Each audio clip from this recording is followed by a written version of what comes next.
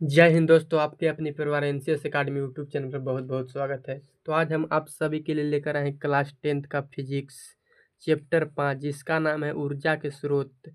इस चैप्टर से जितने में भी ऑब्जेक्टिव प्रश्न बनेंगे, उन सभी प्रश्नों को इस वीडियो में हम लोग देख लेंगे। इन सभी प्रश्न एग्जाम की दृष्टिकोण से बहुत ही महत्वपूर्ण प्रश्न है, तो आप लोग इस वीडियो को शुरू से लेकर अंत तक जरूर देखिएगा। तो चलिए वीडियो को शुरुआत करते हैं और चलते हैं डायरेक्ट अपना पहला क्वेश्चन पर। है देखिए क्वेश्चन कि निम्न में से कौन बायोगैस ईंधन का स्रोत नहीं है। निम्न में से कौन जो है बायोगैस ईंधन का स्रोत नहीं है? क्या लकड़ी नहीं है, गोबर गैस नहीं है, नाभिकीय ऊर्जा नहीं है, कोयला नहीं है? तो इनमें से कौन जो है बायोगैस ईंधन का स्रोत नहीं है?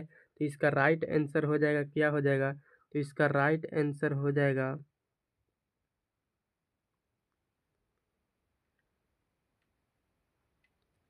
तो इसका राइट आंसर क्या हो जाएगा? तो इसका राइट आंसर हो जाएगा नाभिकीय ऊर्जा, यानी ऑप्शन नंबर सी आपका बिल्कुल सही जवाब हो जाएगा। तो चलिए देखते हैं, देखेंगे कि बायोगैस ईंधन का जो है ना कार्बनिक स्रोत है। बायोगैस जो है ईंधन का कार्बनिक स्रोत है। पदार्थों को मतलब ऑक्सीजन की उपस्थिति में विघटित करके हम लोग बायोगैस मतलब उत्पन्न करते हैं।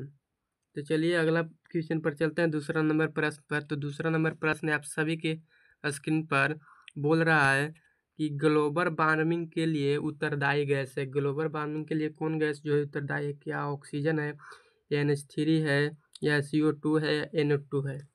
तो देखिए ग्लोबल वार्मिंग के लिए उत्तरदायी गैस तो सबसे मतलब जिम्मेदार गैस जो है क्या है? कार्बन डाइऑक्साइड यानी CO2 है। इसके अतिरिक्त और भी गैस है, जैसे हम बोल सकते हैं क्या, मेथेन बोल सकते हैं, CH4 आपका जैसे मेथेन हो गया। और नाइट्रस ऑक्साइड भी आपके क्या हो जाएगा? नाइट्रस ऑक्साइड भी आपका ग्लोबल वार्मिंग गैस हो जाएगा। और CFC यानी क्लोरोफ्लोरोकार्बन भी उत्तरदायी हो जाएगा। इन सभी को हम लोग ग्रीन हाउस गैस के नाम से भी जानते हैं। तो चलिए चलते हैं आज का हम लोग तीसरा प्रश्न पर। तो तीसरा प्रश्न आप सभी के स्क्रीन पर बोल रहे हैं, सूर्य तथा अन्य तारों की विशाल ऊर्जा के स्रोत है। क्या नाभिकीय संलयन है, या नाभिकीय विखंडन है, या दोनों है, या इनमें से कोई नहीं? तो सूर्य तथा अन्य तारों की विशाल ऊर्जा के स्रोत क्या हो जाएगा? यहाँ पर आप लोग देख सकते हैं नाभिकीय संलयन और नाभिकीय विखंडन, इन दोनों में ध्यान से देखना है। तो इसका राइट आंसर क्या हो जाएगा? नाभिकीय संलयन हो जाएगा, यानी ऑप्शन नंबर ए बिल्कुल सही जवाब हो जाएगा। तो चलिए चलते हैं अगला सवाल पर। तो अगला सवाल है आप सभी के स्क्रीन पर बोल रहा है, नाभिकीय विखंडन को नियंत्रित करने में प्रयुक्त होता है। नाभिकीय विखंडन को मतलब नियंत्रित करने में किसका प्रयोग करते हैं? क्या लोहे के छड़ के करते हैं, या स्टील के छड़ के करते हैं, या कैडमियम के छड़ के करते हैं, एल्युमिनियम के छड़ के करते हैं? तो नाभिकीय विखंडन को नियंत्रित करने के लिए हम लोग नाभिकीय किसका करते हैं? तो कैडमियम की छड़ के उपयोग करते हैं। नाभिकीय विखंडन को नियंत्रित करने के लिए हम लोग कैडमियम की छड़ के उपयोग करते हैं, जो कि क्या करता है, जो मतलब मुक्त न्यूट्रॉन होता है उसको अवशोषित कर लेता है। चलिए अगला क्वेश्चन पर चलते हैं, पाँचवा नंबर सवाल पर। तो पाँचवा नंबर सवाल है आप सभी के स्क्रीन पर, बताइए इसका सही उत्तर क्या हो जाएगा? बोल रहा है किसी नाभिकीय विखंडन में मुक्त ऊर्जा होता है। क्या ऑप्शन नंबर ए हो जाएगा, बी हो जाएगा, सी हो जाएगा? आप लोग देख सकते हैं कि किसी नाभिकीय विखंड में मुक्त ऊर्जा होता है, तो मुक्त ऊर्जा होता है 200 MeV, यानी ऑप्शन नंबर सी बिल्कुल सही जवाब हो जाएगा। जो यूरेनियम 235 के एक नाभिकीय विखंडन से लगभग 200 MeV ऊर्जा मुक्त होती है। आप लोग इसको याद रखिएगा। तो चलते हैं छठा नंबर सवाल पर। तो छठा नंबर सवाल है आप सभी के स्क्रीन पर, बोल रहा है ऊर्जा का सबसे अधिक प्रत्यक्ष एवं विशाल स्रोत क्या है? जो ऊर्जा का जो है सबसे अधिक प्रत्यक्ष एवं विशाल स्रोत क्या हो जाएगा? क्या कोयला हो जाएगा, या बिजली हो जाएगा, या सूर्य हो जाएगा, परमाणु बम हो जाएगा? तो अधिक प्रत्यक्ष और विशाल स्रोत क्या हो जाएगा? ऑप्शन नंबर सी हो जाएगा, सूर्य हो जाएगा। चलिए सातवां नंबर सवाल पर चलते हैं।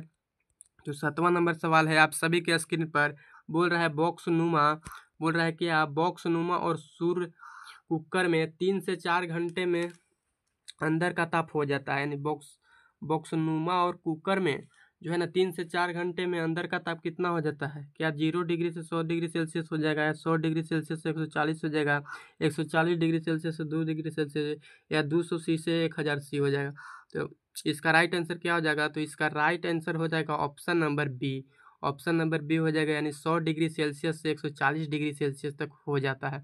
तो चलते हैं अगला सवाल पर। तो अगला सवाल है आप सभी के स्क्रीन पर, बताइए कि पवनों का देश कहा जाता है। इन सब में किसको पवनों का देश कहते हैं? क्या भारत को कहते हैं, फिनलैंड को कहते हैं, डेनमार्क को कहते हैं, अमेरिका को कहते हैं? तो पवनों का देश किसको कहते हैं? तो पवनों का देश कहते हैं डेनमार्क को, यानी option number B, option number C आपका बिल्कुल सही जवाब हो जाएगा। तो चलते हैं अगला क्वेश्चन पर। तो अगला क्वेश्चन है आप सभी के स्क्रीन पर, बताइए इसका राइट आंसर क्या होगा। बोल रहा है पवन विद्युत जनित्र में पवन की चाल कम से कम कितनी होनी चाहिए? कम से कम इसका चाल कितनी होनी चाहिए? या 15 किलोमीटर प्रति घंटा होना चाहिए, या 150 किलोमीटर प्रति घंटा होना चाहिए, या 1.5 किलोमीटर प्रति घंटा होना चाहिए, या 1500 किलोमीटर प्रति घंटा होना चाहिए? तो विद्युत जनित्र में जो है पवन की चाल कम से कम होना चाहिए 15 किलोमीटर प्रति घंटा, यानी ऑप्शन नंबर ए आपका बिल्कुल सही उत्तर हो जाएगा। तो चलिए चलते हैं अगला सवाल पर। तो अगला सवाल है अब सभी के स्क्रीन पर, बोल रहा है जीवाश्म ईंधन का उदाहरण है। जीवाश्म ईंधन का उदाहरण क्या है? या कोयला है, या लकड़ी है, या गोबर गैस है, या ये सभी हैं? तो जीवाश्म ईंधन का उदाहरण पूछ रहा है, तो जीवाश्म ईंधन इन सभी हो जाएगा, यानी ऑप्शन नंबर बी बिल्कुल सही हो जाएगा। तो चलते हैं अगला सवाल पर। आप सभी के स्क्रीन पर अगला सवाल है, बोल रहा है प्राचीन काल में ऊष्मीय ऊर्जा का सबसे अधिक समान स्रोत था। जो प्राचीन काल में ऊष्मीय ऊर्जा का सबसे अधिक समान स्रोत क्या है? या घास था, या लकड़ी, या पवन, या बहता जल? तो प्राचीन काल में ऊष्मीय ऊर्जा का सबसे अधिक समान स्रोत माना जाता है, तो माना जाता है क्या? लकड़ी, यानी ऑप्शन नंबर बी बिल्कुल सही जवाब हो जाएगा। तो चलते हैं अगला क्वेश्चन पर। तो अगला क्वेश्चन है आप सभी के स्क्रीन पर, बोल रहा है कार्य करने की क्षमता को कहते हैं। देखिए कार्य करने की क्षमता को क्या कहते हैं? तो कार्य करने की क्षमता को क्या बल कहते हैं, या शक्ति कहते हैं, या ऊर्जा कहते हैं, या ईंधन कहते हैं? तो कार्य करने की क्षमता को ऊर्जा कहते हैं। कार्य करने की क्षमता को क्या कहते हैं? ऊर्जा। और कार्य करने की दर को क्या कहते हैं? तो कार्य करने की दर को शक्ति कहते हैं। आप लोग यहाँ पर याद रखिएगा। तो चलते हैं अगला क्वेश्चन पर। तो अगला क्वेश्चन है आप सभी के स्क्रीन पर, बोल रहा है गोबर गैस एक प्रकार की है। क्या गोबर गैस एक प्रकार के प्राकृतिक गैस है, या बायोगैस, या लकड़ी है, या चूल्हा है? गोबर गैस एक प्रकार की क्या है जी? तो गोबर गैस एक प्रकार की है बायोगैस, यानी ऑप्शन नंबर बी बिल्कुल सही जवाब हो जाएगा। तो चलते हैं अगला क्वेश्चन पर। तो अगला क्वेश्चन है आप सभी के स्क्रीन पर, बोल रहा है नवीकरणीय ऊर्जा का स्रोत है। नवीकरणीय ऊर्जा का स्रोत है क्या? नाभिकीय ऊर्जा है, या सौर ऊर्जा है, कोयले से प्राप्त ऊर्जा है, प्राकृतिक गैस से प्राप्त ऊर्जा है? तो नवीकरणीय ऊर्जा का स्रोत क्या हो जाएगा? जो मतलब ऐसा ऊर्जा जिसको कहा जाए कभी भी समाप्त नहीं होगा, यानी उपयोग करने के बाद ये भरते जाते हैं, कभी समाप्त नहीं होते हैं। तो क्या हो जाएगा? ऑप्शन नंबर बी बिल्कुल सही जवाब हो जाएगा, यानी सौर ऊर्जा हो जाएगा। तो चलते हैं अगला सवाल पर। तो अगला सवाल है आपके स्क्रीन पर, बोल रहा है जैव गैस एक उत्तम ईंधन है क्योंकि इसमें मीथेन गैस पाई जाती है। बताइए जैव गैस एक क्या है? उत्तम ईंधन है क्योंकि इसमें मीथेन गैस कितना परसेंट पाया जाता है?